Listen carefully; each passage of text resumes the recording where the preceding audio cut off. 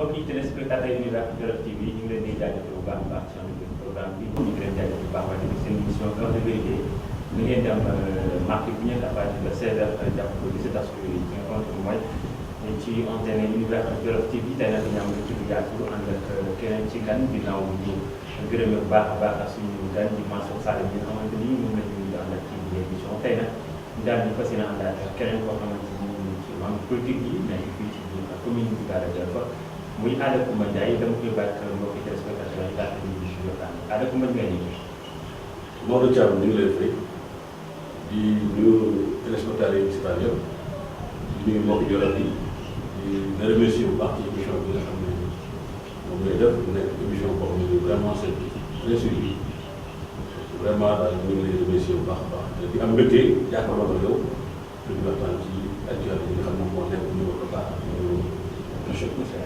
voilà merci beaucoup Ada Coumba ci présentation bi xam naa ni après loolu rapidement dañuy donc waxtaan mais aussi comme une émission bi c'est donc purement politique donc wàllu politique la ñuy waxtaanee donc la politique locale donc politique nationale incha allah moo fas yéene tey doon ñaari comme yi nga xamante ni fas yéene seq ak yow donc ànd ak programme bi teew mbokki téléspectateurs alors Ada Coumba yow aussi nga bokk ci kàddaa bi ci wàllu politique yi nekk fii ci biir Daara ci Fadel yi jamono yoo xam ne ñu ngi ci coalition Benno Bokk Yaakaar mais alors ci date bi naa tuuti rek ci politique parce que ci dëgg mën nañu ñëw ci dëgg-dëgg Ada Coumba lan moo ko influencé ci politique ak yenn ci jaar-jaar yoo xam ne am na ci wàllu politique tey ba yegg si fi nga xam ne nii fi lay yegg si.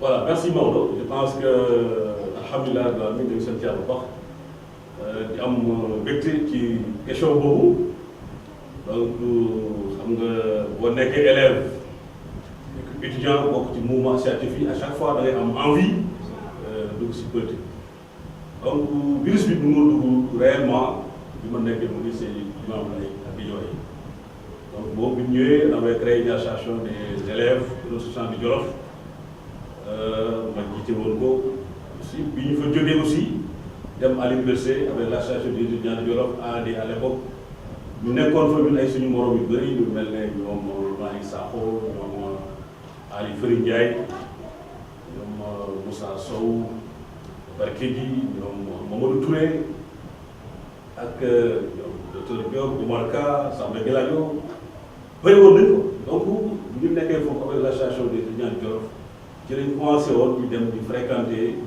les milieux yi nga xam ne c'est politique di bokk ci association yi étudiants yi di def ay manifestations di rencontrer les autorités politiques ba commencé xamante ak ñoom ci la ñu fly bi duggee mais engagement bi moom très sincèrement maa ngi ko am en 98 mais boobu mbir moom sax c'est parti te avec l'avènement de l'Union pour le renouveau démocratique URD quand Djiboka a créé le courant du renouveau boobu ñun on était à l'université avec des jeunes mais la fibre Jolof moo ñu poussé woon ñu doon def ay rencontres ay réunions vraiment pour soutenir Djibo à l'époque mais sans pour autant militer dans son parti parce qu'il n'avait même pas de parti mais le courant donc loolu moo taxoon vraiment ñu commencé taquiner un peu ànd en groupe di ci liggéey ba comme j'habitais à Grand Yoff koñ boobu aussi amoon na ay Jolof ñu daan daje di waxtaan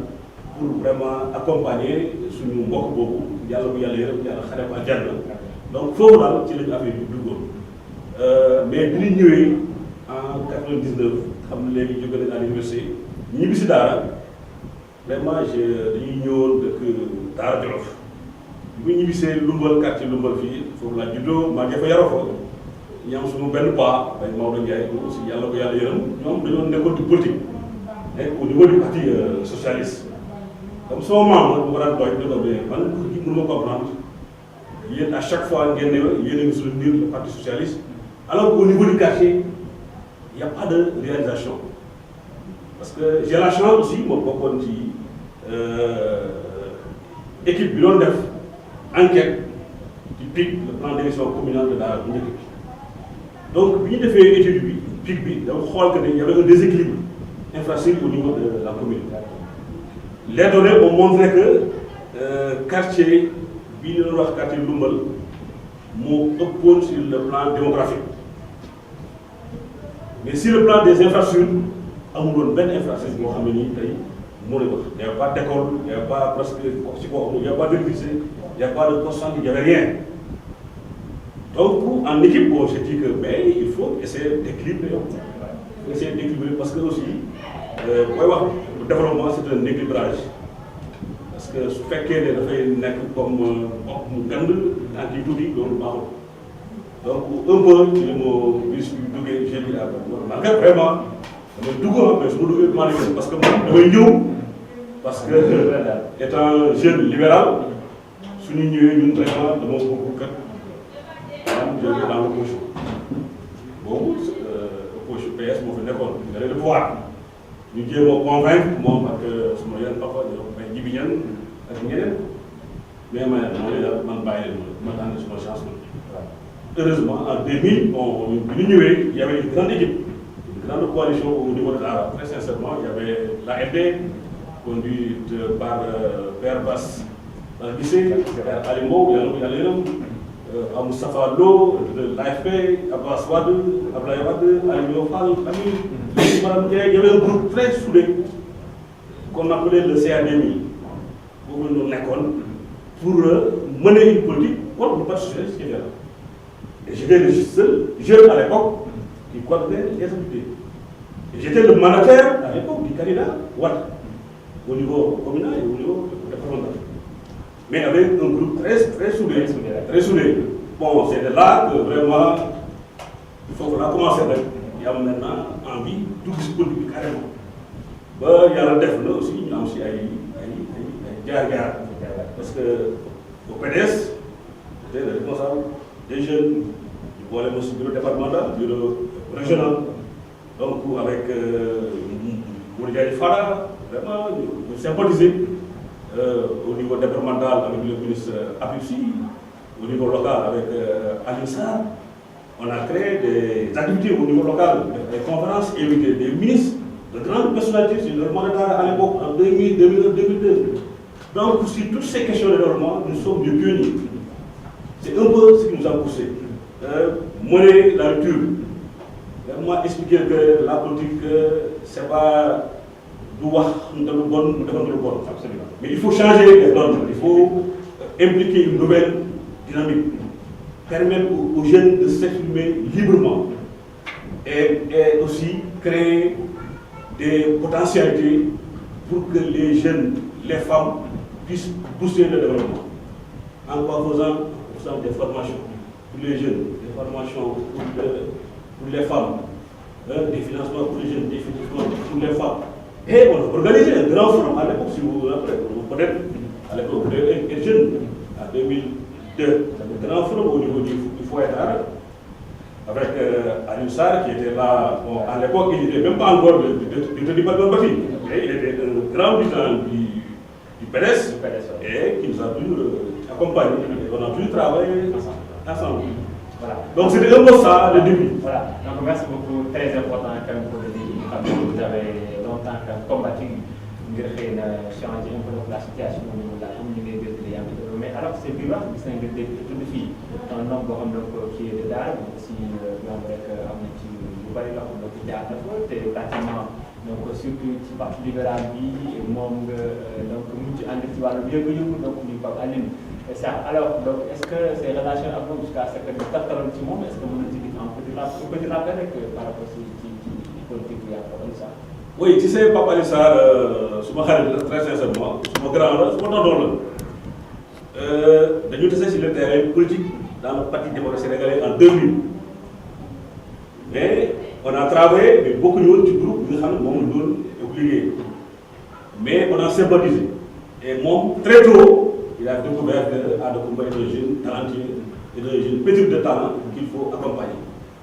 Bon, très sincèrement, beaucoup de ces leaders, njëkk na ma gëm njëkk ma wóolu jox ma ay responsabilités donc là aussi je remercie très sincèrement bon mais dañuy dem ba bon à un certain moment bon bi ñuy renouveler l'UJTL am na un candidat en l'occurrence mon ami Abdou Sam bon certains disaient que Adakoumba était atteint par le village à l'époque alors que ce n'était pas le cas parce que aussi, quelque soit bonne génération, moi je suis un jeune, peut-être très tôt, j'ai commencé la politique très tôt, mais je ne suis pas encore vieux.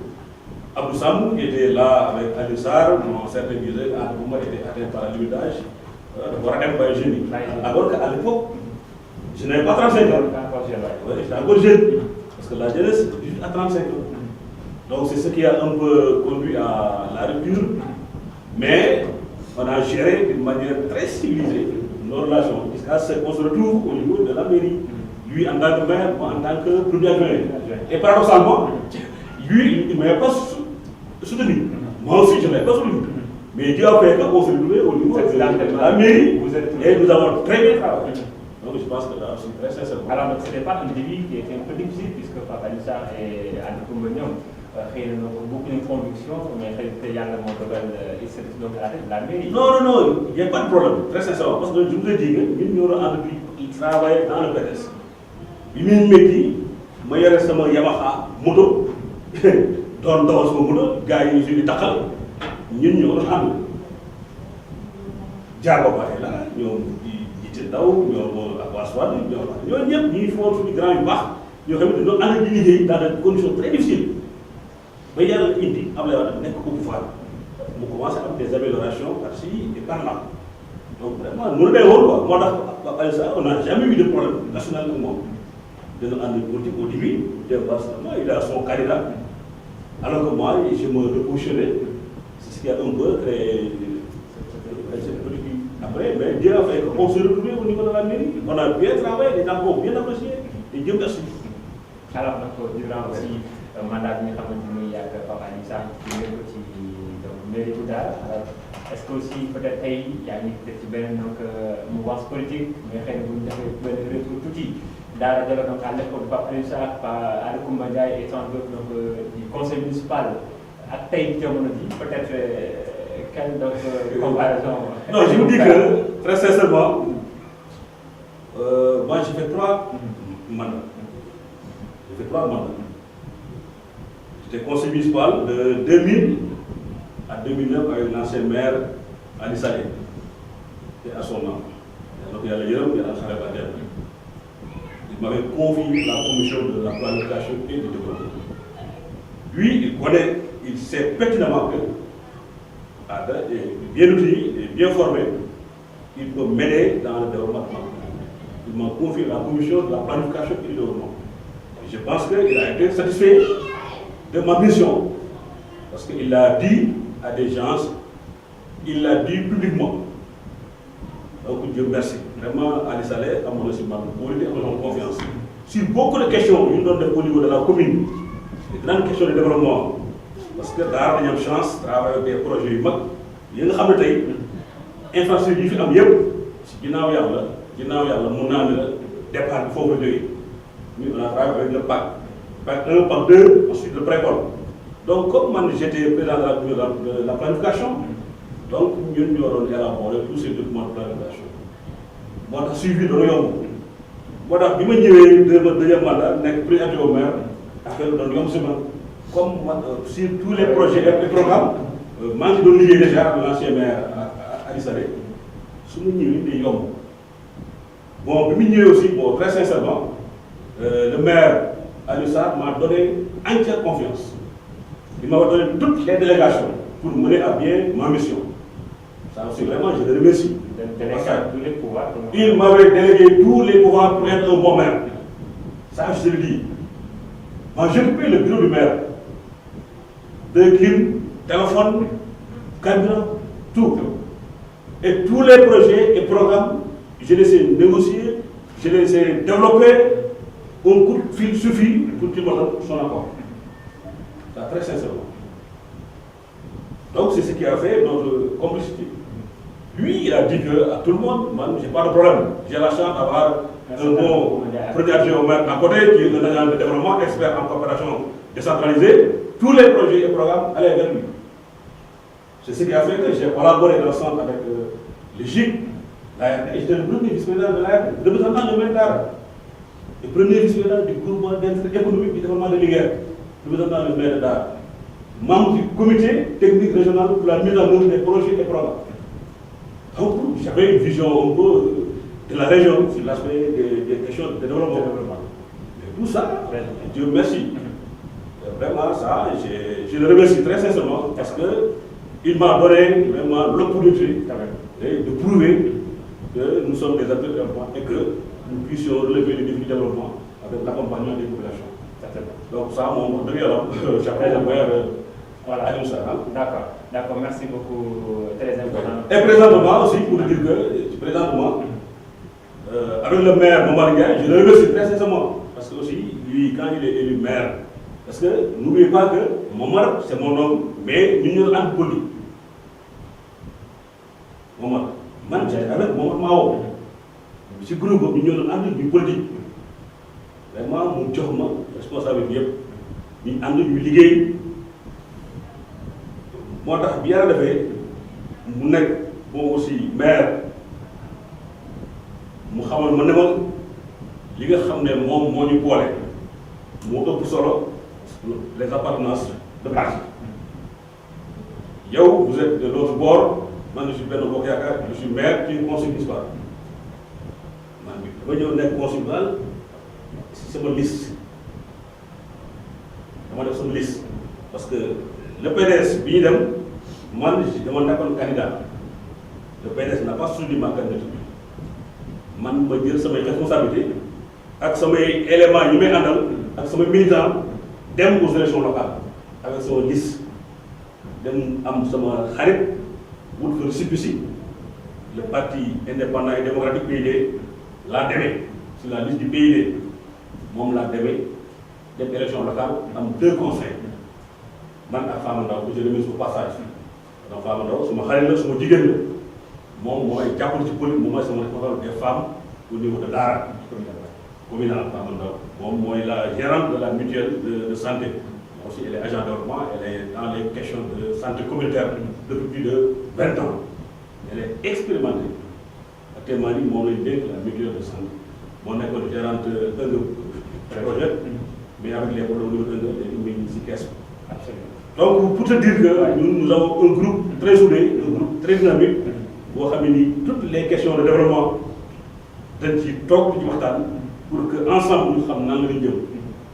Donc moo tax man ñëpp ñu ngi àndal xale dañuy liggéey. Voilà. Donc le maire Momar quand il est venu il m'a confié la commission planification et développement, commission finance, commission des marchés. Donc vraiment yow yaa ngi fi nekkoon di suivre les questions de développement. dama bëgg ma jox commission yi continuer jàppale ma si liggéey bi te boobu léegi aussi wax dëgg yàlla ñun ñu ngi ànd ak moom di ko jàppale di ko gunge ci lépp loo xam ne nii mooy développer daara lépp loo xam ne mooy fexe ba daara jëm ci kanam donc ñun mooy suñu engagement.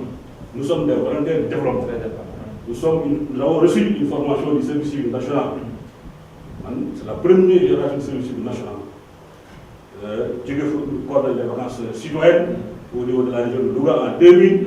Tout le monde se rappelle de l'arrivée de Fada en 2000 ici à Dara. Avec, donc, nous nous formés pour servir et non se servir. Servir avec désintéressement, accompagner les populations. C'est un produit de l'école politique là.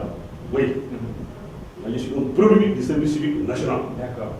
Des volontaires du développement. Nous sommes des volontaires. J'ai prêté serment. Nous avons un hymne national. Nous avons un drapeau. Nous avons un hymne de la jeunesse. Nous avons un porter l'État dans le Sénégal. Donc, l'autre, c'est ma voix. Pour toutes les questions de développement, vous avez un aspect partisan et vous avez un donc, l'autre, désintéressement. Toujours, je fais les motifs, la pensée de John Fitzgerald Kennedy. Il disait que chaque citoyen américain se doit de demander ce qu'il peut faire pour son pays et non ce que son pays peut faire pour lui. Man, man lan laa war a mën a defal Jolof lan la war a defal Daara et non ce que lu ma Daara defal donc dama am bor envers Daara wax naa ko Samba Galadio ton ami Samba Galadio suñu émission bi mu ñu def ma ne ko Daara a fait tout pour moi le Sénégal a fait tout pour moi man fayu ma jàng benn yoon école primaire ba institut pour la francophonie et la mondialisation de l'université de Lyon diplôme yi moom yëpp amul benn boo xam ne jaar naa si école bu ma fayee état moo ma jàngal primaire jàngal ma secondaire jàngal ma université ma ñëw commencé di liggéey mairie Daara par l'intermédiaire du maire Ali Saleh fayal ma une formation en France université de Lyon institut pour la francophonie et la mondialisation sur les questions de décentralisation et de coopération décentralisée boobu ma am ci sama certificat de formation professionnelle te génn ma Sénégal loolu vraiment sant yàlla bu baax donc moo tax ma ne j'ai une redevance envers ma cité Daara dama ko war a delloo jukkal fay ko li ma ko mën a fay nag amul xaalis boo ko jox mais am naa sama xam-xam am naa sama jot am naa sama idée quel que soit celui qui est là je suis prêt à l'accompagner pour le développement de Dakar pour l'émergence du Djolof. Très important nag Adja Coumba Ndiaye ci préciser am na solo bien vrai que yaa ngi vous êtes un acteur de développement pratiquement boo xoolee tous les maires qui sont succédés ku ci ñëw donc day jël volet bi ci am solo ci wàllum développement donc confier la ko d'après donc li fi exploité surtout ni vous avez quand même bénéficié donc ci wàllum koom-koom vraiment donc ay formation yoo xam ne c'est très important pour bien faire émerger donc la commune Daara et le Djolof dans sa généralité alors donc yaakaar naa léegi ndax liggéey yi nga xamante ne ko am ko maire bi fi jaar alors gis nga ñu Daara Djolof aussi une ancienne commune une très grande commune est-ce que aussi donc avec tous les régimes yi fi jaar pratiquement tout bëri liggéeyandoo ak ñoom alors que les dëkk bi aussi est-ce que gis nga ne quand même liggéey yooyu quand même boo tegee 7 ans ci dëkk bi gis nga ni les travaux ont quand même bien donc répercuté sur l'image de la commune. oui xam nga Daara dafa nekk une commune boo xam ne xaw a nekk rural parce que boo xoolee Daara ñu ko érigé en commune en 90 le décret 90 en 90 ci la ñu créé la commune Daara sur le plan juridique mais ñu ngi installé conseil bi en 91 ñu commencé liggéey xam nga boobu commune rurale bi moo fi nekkoon ñu dagg commune bi di commune Daara très la commune rurale de Thiamène donc yeneen dëkk yi bokk ci commune Daara yëpp da leen yóbbu Thiamène pour ñu wër Daara encercler ko absolument donc Daara nekk benn dëkk bu ndaw boo xam ne nii ça étouffe vraiment bi ñëwee c'est difficile xam nga créé commune amul woon sax siège parce que ONCAD foofu la gars yi foofu la ñu ko installé li ñu ko nekkoon am nga ci déplacé wu Ali Saleh ba avec l'AGETIP yi ñëwee dafa ñoom ñoo defar l'hôtel de ville léegi taw mais commencé créer des infrastructures yu mel ne la gare routière le marché le stade donc tout ça c'est des réalisations du pacte qui a accompagné le maire pour mu am ay réalisations au niveau de la commune. école yi commencé développé école yi fi amoon benn école la woon ñaari école aussi 3 écoles Daara Mbayeen la première école c'est l'école Maguette Ndiaye la deuxième école Sidi Albouri école 2 boobu laa jàngee Sidi Albouri foofu laa jàngee 79 85 moom su entrance yi ak suñu secondaire ñu dem Linguère beneen école bi amoon moo doon l'école bi nekk à Daara Mbayeen moom mooy Yaram Mbaye léegi nii quoi donc xam nga ensuite y a eu le CEM de Daara donc xam nga benn CEM presque ñetti école lycée y a pas d'infrastructure courant bi groupe la woon boo xam ne nii demul woon noonu à l'époque oui groupe la woon day takk guddi ba ca takk wala yenn zone yi am bëriwul woon zone yi am courant la donc stade amul woon terrain vague la woon marché bi à l'époque mbaar la woon mag la woon amul woon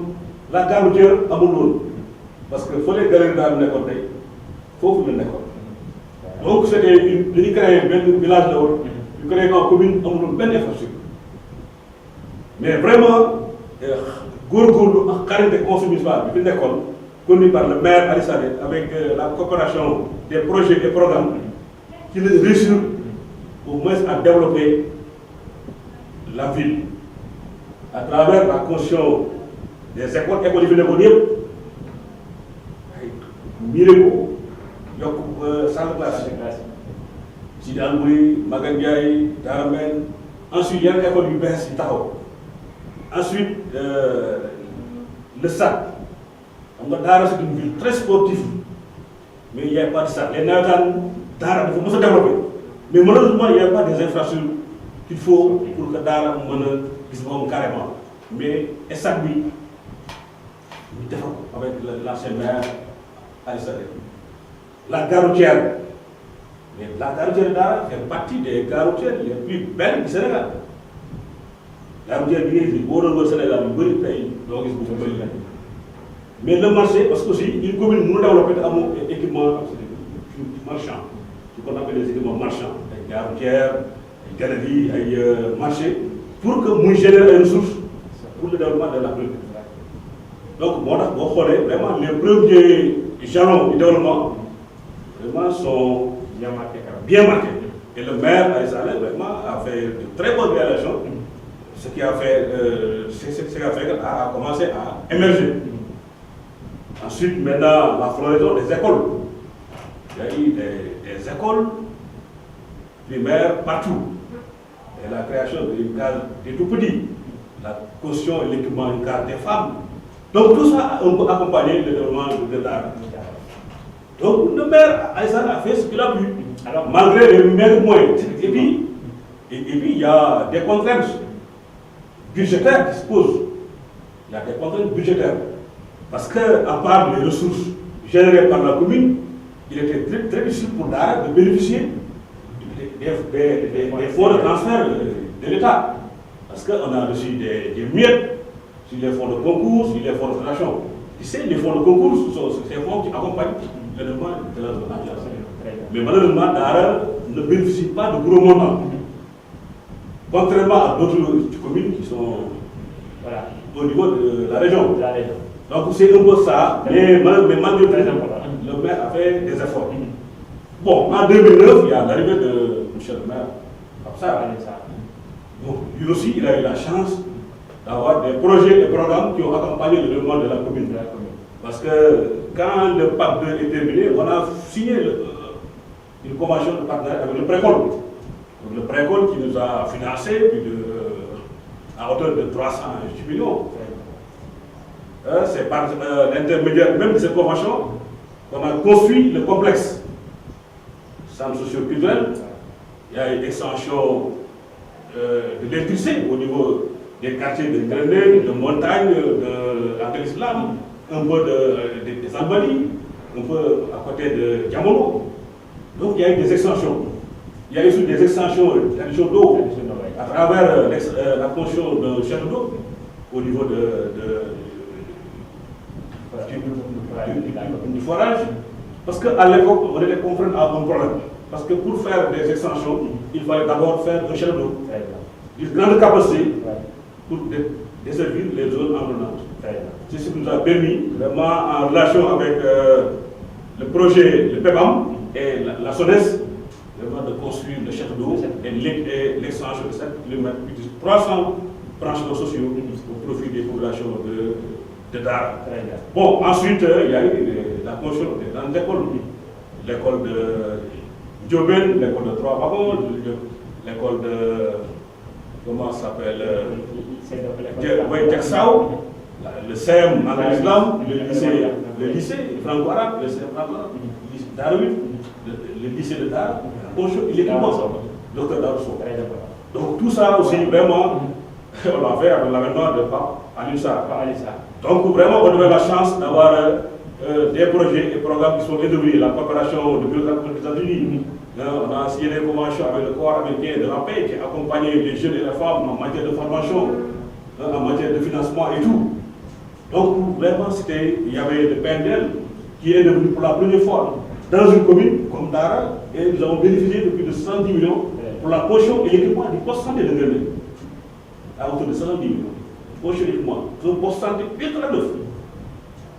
Et vraiment, la caution de ce poste vraiment a permis aux populations de Grenade, aux populations de Lumbol, aux populations de Passe-Dara et de Montagne, vraiment d'avoir des soins, l'accès à des soins. Et vraiment, c'est important. Très important. Donc, c'était un peu ça. Effectivement. Les ASC aussi. Les ASC ont vu. Oui, les ASC, les parents, la jeunesse, les étudiants, les ASC ont vu les subventions doubler. C'est un peu double. Mais quand même. Oui, les étudiants, les bourses C'est pas les étudiants. Non, les étudiants. Non, moi j'étais étudiant. À chaque fois, je les disais que j'étais étudiant. Je suis allé même à Dakar participer à leur conférence à 2 reprises. D'accord. Donc, les étudiants ont vu leur bourse doublée. Le maire a mis à leur disposition le numéro à l'époque. À ça. D'accord. Les ASC, l'ASC Dara, la subvention de l'ASC Dara, du simple au double, plus de 12 millions de subventions. Subvention aux jeunes, à la case des foyers, subvention des cases. Donc, pratiquement toutes les associations, tous les mouvements de jeunesse ont eu à bénéficier des subventions de la mairie. Très sincèrement. Très important. Oui. Voilà, donc, ça vraiment. D'avancer donc avec le temps. Oui. Donc, il y a beaucoup de réalisations qui sont donc déjà qui sont faites, surtout donc, avec le régime d'Ali Saleh. Donc, Aliou Sarr. Et même avec le régime et même avec le régime actuel. Donc, de Mao Ndiaye. Oui, moment, attends, je dis que l'administration, c'est la communauté. Absolument. Moment, quand il est venu, il a trouvé que nous avions signé une convention avec l'UCG, c'est l'unité de gestion des ordures ménagères. Les premières réalisations sont faites tout juste des sondations. Mais la priorité, c'était les ordures, les additions d'eau. Les ordures, toujours, hein. Mais elles sont là. Mais le problème se pose. Oui, le problème se pose. Moi, le suivi. Xam nga bi ñu installé premièrement li ñu def mooy d'abord dindi mbay mi ñëw yëpp loolu ñëpp mënuñu seede xam nga tey am na ay terrain de football yoo xam ne xale yi football ay sën la woon xale yi football tey boo loo xam ne fii sën moo fi nekkoon duñ ko gëm je peux donner l'exemple du terrain de GIA foofu sën la woon kenn daaw fa jaar am na école arabe bu nekk Louga bu ñu école Cheikh Ndiaye foofu sën la woon mais dañ ko nettoyé ba mu set wecc ba tey ay nit mën fa nekk. mais tey bi ci gën a soxal ba daara. oui non maa ngi ñëw wala UCG yi ñëw nañ def nañ foofu yëpp def mais xam nga problème mooy gars yi bu ñu defaree tey ba mu set 1 mois 2 mois ko da ngay ñëw fekk bi ñu tegaat la population. donc là aussi il manque à la population aussi benn esprit de citoyenneté esprit de civisme. parce que kenn ku ne su jàppee ne man su ma balee sama buntu kër balee sama gox sama bopp laa ko defal. ñun ñëpp kenn ku ne boo ko defee rek dëkk bi set askan bi set mais je pense que ça n'empêche ça c'est une charge de la mairie moo ko def jàppale askan bi te bi ñu ñëwee def le plan d'action prioritaire pour la mairie def des forums de quartier li ñu identifié 2 ans yëpp mooy les ordures mooy ndox mooy courant sur le plan de la gestion des ordures il y a eu beaucoup d'amélioration parce que ñetti opération am na fi yoo xam ne ni dépôt sauvage bi nekk yëpp def nañ ci ay opération mais nag néanmoins comme li ngeen wax jàngalkat yi pour mieux faire sur le plan de l'eau ndox mi am na programme addition d'eau bu fi am daaw plus de 8 kilomètres avec l'appui de Caritas boo xam ne nii def nañ ko fi defaat fii 12 bonnes comptes yoo xam ne ren war nañ ko réaliser. le projet joxe nañ ko. marché bi joxe nañ ko. ba normalement mise en œuvre rek moom moo des. oui extension ak courant bi aussi. courant bi. gis ngeen waxoon naa ko temps émission am ku woote maire donc ñun loolu intéressé wuñu ñun li ñu intéressé mooy li nga xam ne war nañu en conseil danañ ko topp déglu sur courant bi war nañ yokk 2 kilomètres wote nañ fond bi. yokk tamit c'est quand même. non dëgg la wote nañ fond ba pare 22 millions wote nañ ko ba pare 2 kilomètres yi. jël nañ entreprise bi nga xam ne moom moo ko war a liggéey donc léegi li des mooy monsieur le maire moo war accélérer procédure bi pour que loolu nekk une réalité mais n'empêche bi ñu cee dañ ne def extension bi c'est bien mais nag aussi nañ ko accompagner ak un éclairage public yaakaar naa ne boo gis dëkk bi temps yi c'est gis nga ne partout non boo wëree à l'heure bu la wax yow nii il y a un programme de réhabilitation de l'éclairage public. Surtout les quartiers périphériques quand même sont. Actuellement nii boo wëree ñu wax yow nii ñu ngi changé lampe yi ñu ngi xool poto yi nga xam ne amoon lampe lampe yàqu ñu koy changé. peut-être est-ce que ce n'est pas que nous sommes donc à la veille des chefs. ah bon non à chaque veille de l'hivernage dañuy conseiller au maire mu def un programme de réhabilitation de l'éclairage public. très important yaakaar naa ne mi ngi si. dans les meilleurs délais comme le marché consommation bi côté na fonds yu pare jël nañ entreprise bu war a liggéey extension 2 kilomètres yi je pense que maintenant la balle est dans les mains du maire. te ñun heure bu ñu xëyee danañ koo fàttali ne monsieur le maire extension courant bi gaaw bi taxaw. donc am nga programme ndox. am nga programme courant loolu mooy aspiration askanu Daara loolu mooy problème askanu Daara. d'accord donc il faut les prendre en charge. d'accord voilà donc merci beaucoup ci précision yi xam nga wax yaa ngi wax léegi peut être extension donc ci wàllu ndox ak courant très important mais quand même effort yi war ngeen ci gaaw tuuti parce que dëkk bi pratiquement xaw na ñu ngi fi ndox mi am mu des ba léegi alors yow nga bokk ci conseil municipal bu Daara donc fan yii weesu le préfet du département parce que am na réunion bu présidé en présence du maire bu Mor Ndiaye Maaw jëm ci marché bu yees bi nga xamante ni taw ngeen fii ci biir commune Daara su ko defee bépp jaaykat bi dañ ci nekkoon ci marché central di ko ngeen jëlee leen fa donc yóbbu leen ci marché bu yees donc loolu aussi ñoom les mareyeurs et détaillants yi ñoom vraiment nee na décision bi dafa prématuré trop te ñoom suñu seen tamit ngeen daal di plus de délai su ko defee ñu gën a mën a waxtaan ak ñu gën a dem parce que condition marché bu bees bi ngeen tegal les conditions ne sont pas requises aussi pour ñoom ñu ko topp alors par rapport ak ci nouvelle peut-être réalisation boobu ngeen def ci wax. Voilà, merci Maodo. Je pense qu'il faut revenir un peu au contexte. Parce que xam nga aussi contexte bi c'est un contexte boo xam ne nii c'est général. Parce que gis nga après l'installation du président ñu constaté que dans ce pays vraiment dañu war a xool li nga xam ne moo am au niveau des marchés. Parce que gisoon nga problème yi ak Ziguinchor parce que yeneen dëkk yu bëri commencé woon am ay problème bu am ay marchés yi tàkk.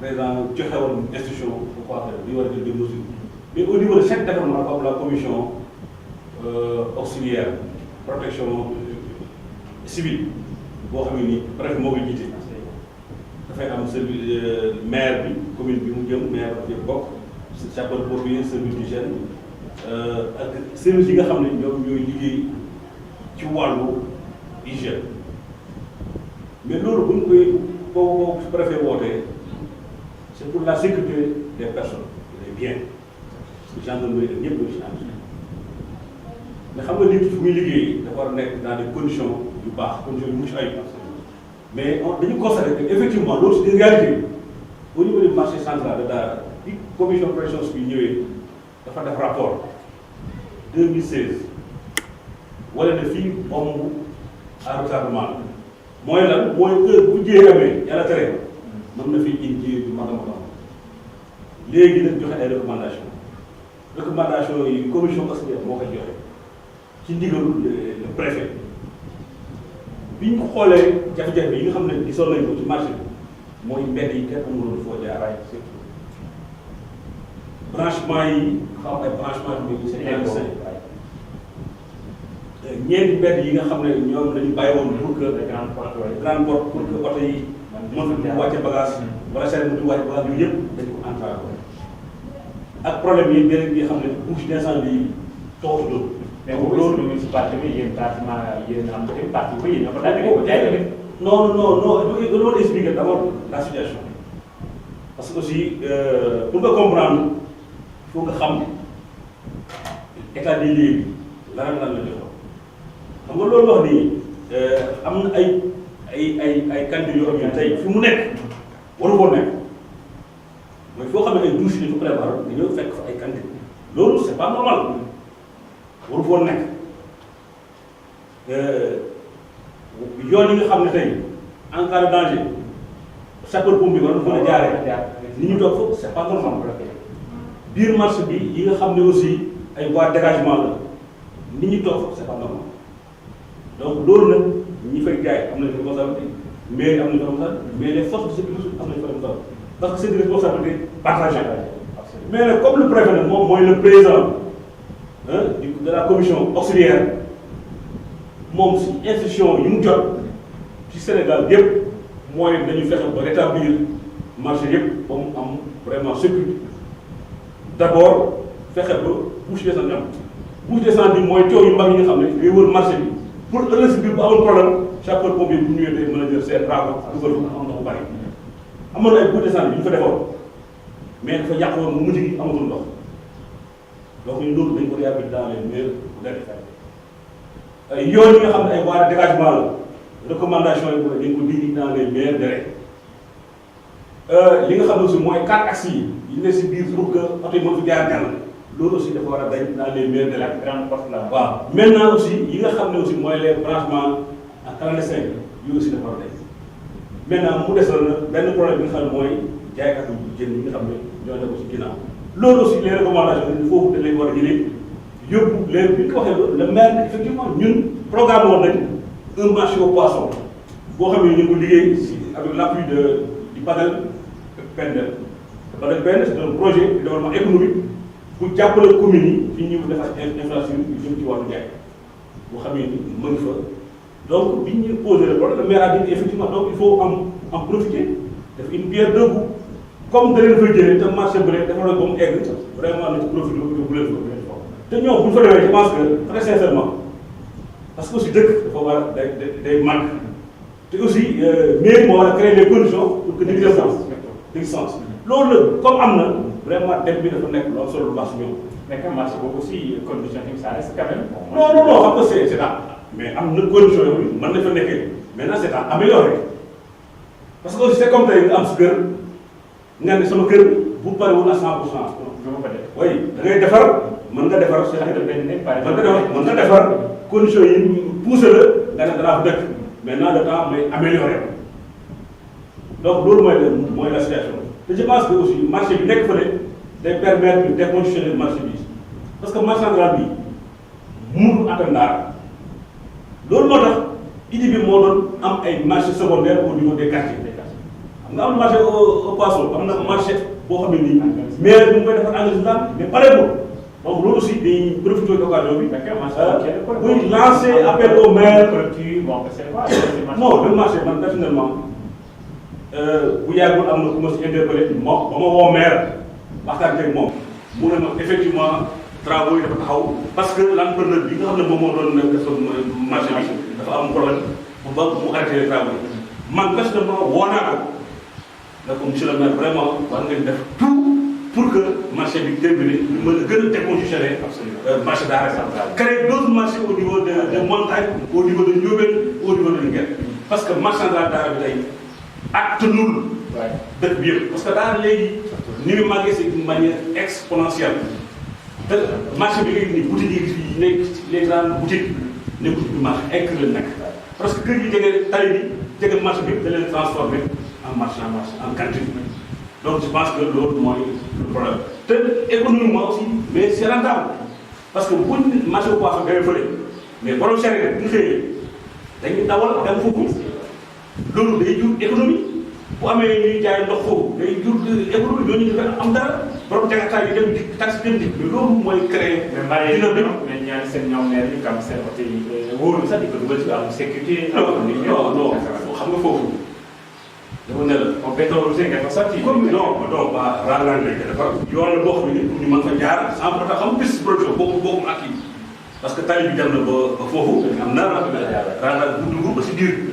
mais loolu yëpp c'est pour faciliter seen conditions de vie yokk pour améliorer seen conditions de vie yokk seen yi koom-koom. d'accord je pense que loolu vraiment man jàpp naa ne baax la maintenant nag comme effectivement wax nañ dëgg mais ils ont été avertis parce que waaw mais xam nga aussi xam nga aussi loolu moom il faut toujours prendre les devants commission bi ñëw na fi à ça plus de 1 mois 2 mois joxoon na la bu ñu defee tour bi joxoon na des recommandations donc tous les services yi nga xam ne tey ñooy concourir pour accompagner la sécurité des personnes et des biens ils sont membres de la commission te je pense que ñooñu ñëpp état du Sénégal la ñuy liggéey donc commune Daara la ñuy liggéey te la mission de la commune mooy fexe ba bépp askan bu nekk ci commune di yëngatu fu mu néew mu jàppale ko gunge ko ba mu yokk koom-koomam. je pense que idée boobu rek la ko maire jëlee. donc dañu koy war a ensemble pour comprendre jàppale ko pour que mission boobu réussir. te ci cinq mission bi bu réussir ñu stabiliser marché bi marché en islam maire yeggale ko fexe ba askan bi waa zone boobu di fa yem. ñu créer d'autres marchés dëkk bi dana gën a taaru puis te koom-koom bi dina yokk. parce que loolu moo am solo.